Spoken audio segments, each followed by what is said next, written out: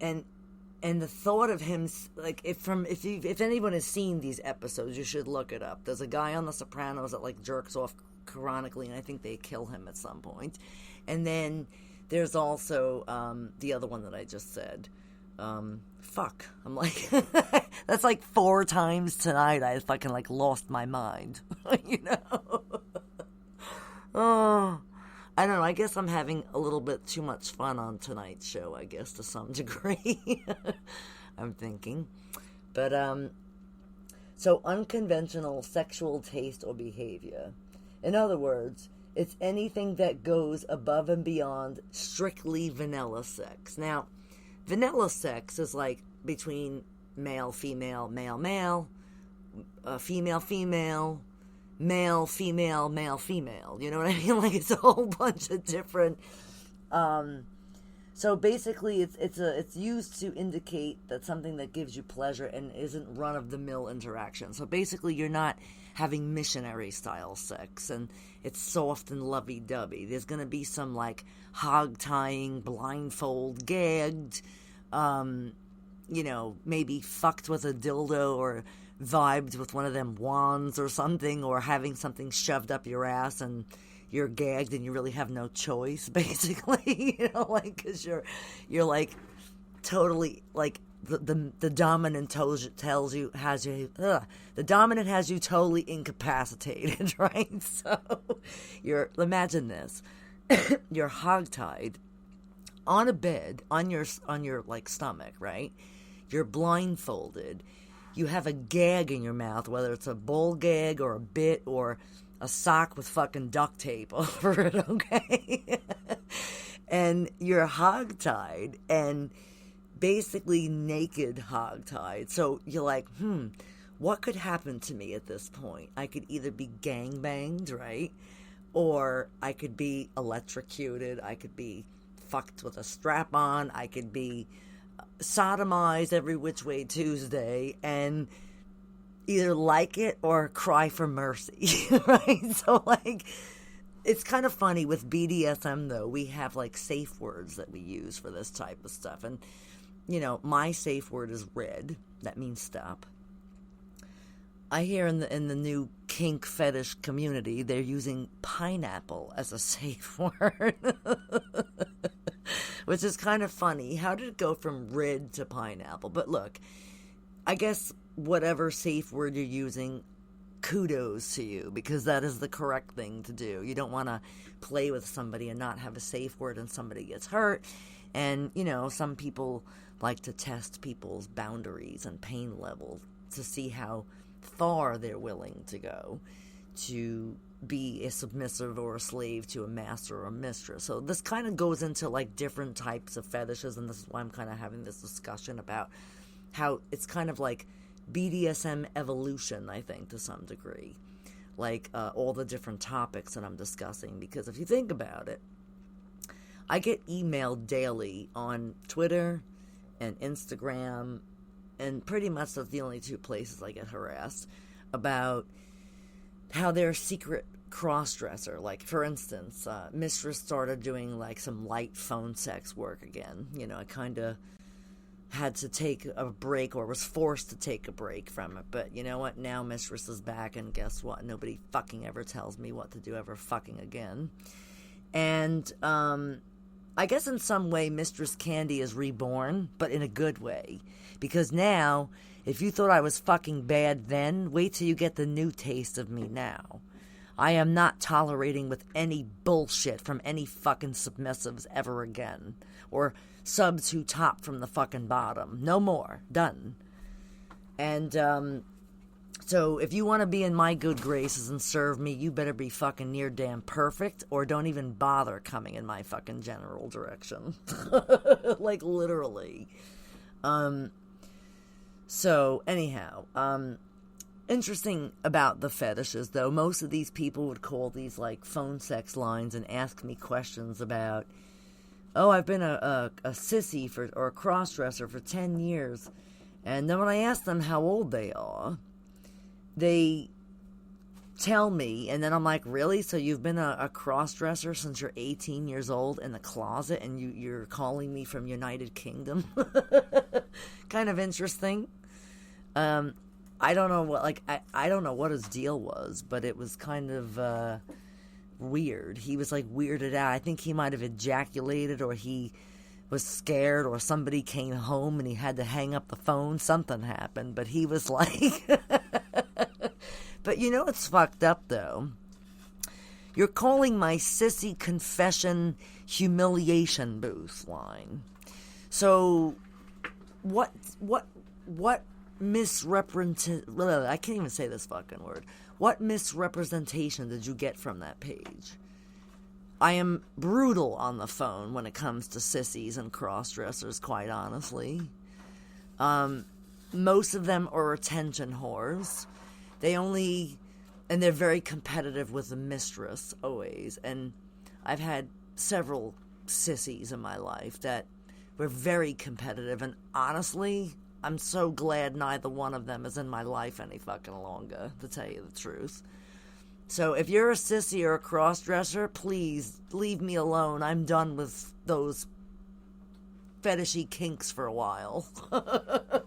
Like, literally, I'm not into any of that shit. So, I mean, look, I have no problem seeing a straight male submissive that is subservient to a superior femdom like myself. Specifically somebody who is into a FLR, which is a female-led relationship, and it's through dominance and submission. Basically, you fucking listen to me, and that's how it goes. If you don't listen to me, out you go. I'm done. I'm not tolerating any more fucking bullshit in my life. So, it's kind of interesting. I was gone for a while, but interesting enough, I still have millions of fans, and I have to say thank you to all of you for when I came back on the online presence doing my other stuff.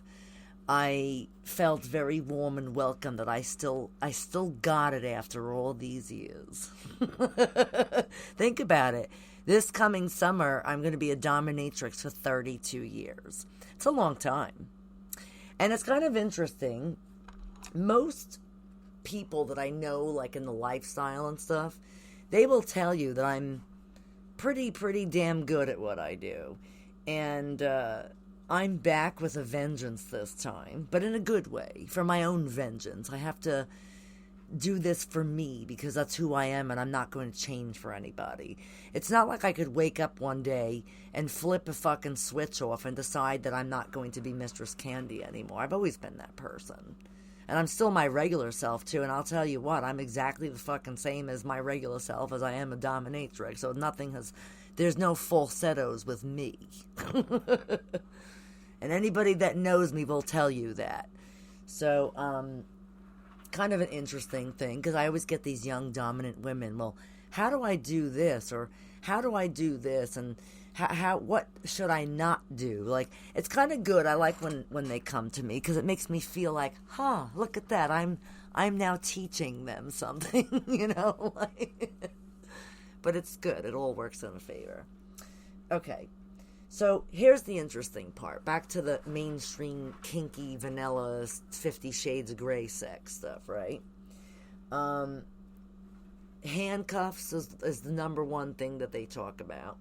So, handcuffs, or using a butt plug, like I said, or fucking somebody with a strap-on or a dildo, right? Or not even. If you've never had any type of anal play in your life, you're not going to want to go, like, fuck a huge dildo, because I'll tell you what. You're going to get, like, an anal fissure, you'll get hemorrhoids, you'll get bleeding, you'll get a whole bunch of disgusting stuff that you got to fucking deal with for a couple of weeks, maybe a month, and then you'll think twice about doing it the next time, right? Or maybe not. Maybe you'll turn into a fucking dildo riding crack whore and decide that you can't get enough of it, and you buy yourself a Symbian chair, you know, like that type of thing. So it depends on how you do it, I guess, or how you get into it. So You can use a flogger, which Mistress has actually loads of floggers in my arsenal from when I had a dungeon space when I lived in upstate New York. I have probably about 30 floggers, all different size, weights, colors, kangaroo leather. I have frickin', oh god, elk, deer, you name it. I have all different types of leather floggers. Each one of them is a different weight, and they're all used for sorts of flogging impact play, right? So they talk about using the butt plugs, handcuffs, the leather flogger on, the ass. You can use light bare hand spanking paddling. You can use a feather and kind of, tickle some sensual spots, or you can be blindfolded and then doing this to someone or having it done to yourself. So depending on how you look at it, right? So think about it. 50 Shades of Grey kind of basically mainstream some sort of sensory play into their movie, which, there's parts of the movie where Anastasia is kind of, hung up on the cross and Christian has her blindfolded. And he's, like, tickling her with feathers in her private parts, and, like, biting her ear and, getting her to submit to him, if you've ever seen 50 Shades of Grey. So, when I first initially saw it, I was like, I never really, like, I gave it a chance, but I didn't. I watched half of it, and I thought it was, like, sappy, and I, like, shut it off. And then, I don't know, a couple of years ago, they had like a marathon on, so I watched like some of it, or actually I watched all of them, and it was kind of interesting because I think now, like, I don't despise it because think about it, it brought BDSM, kink, and fetish into the sexual mainstream. So now a lot more people, like when I've been to Exoticas of the past, they've been mobbed.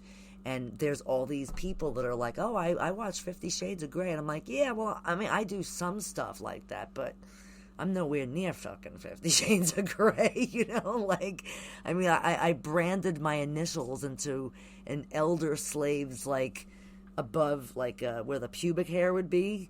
I branded it there on actually my slave Paula.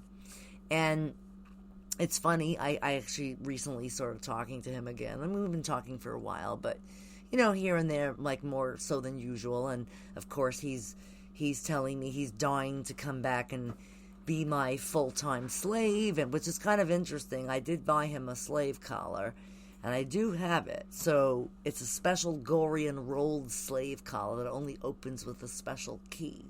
And it's not like a regular key. It's like it's weird. I'll have to explain it on another show. But anyway, so, and of course, listen, I owned him on and off for the past 14 years.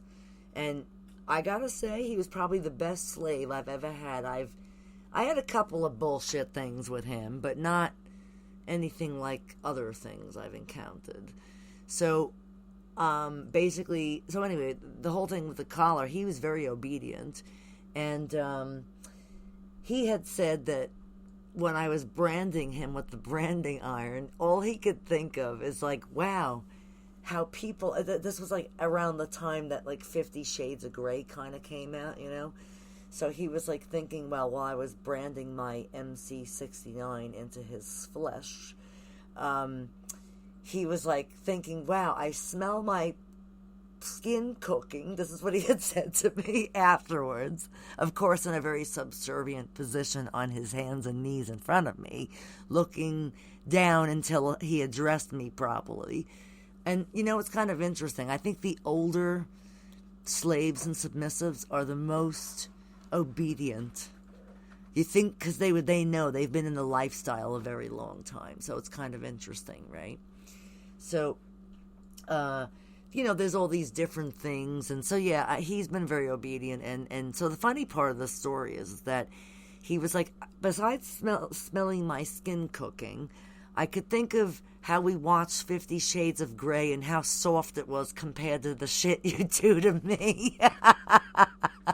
So, and I said, yes, but you consent to that. And he goes, of course, mistress. He goes, I am the masochist for the perfect sadist. That's what he had said. There was times that I'd taken him to BDSM events up in upstate New York. I had this friend, Lady Candace, she's retired, and she was like one of the people who ran Apex, which is Albany Power Exchange. And she had said to me once,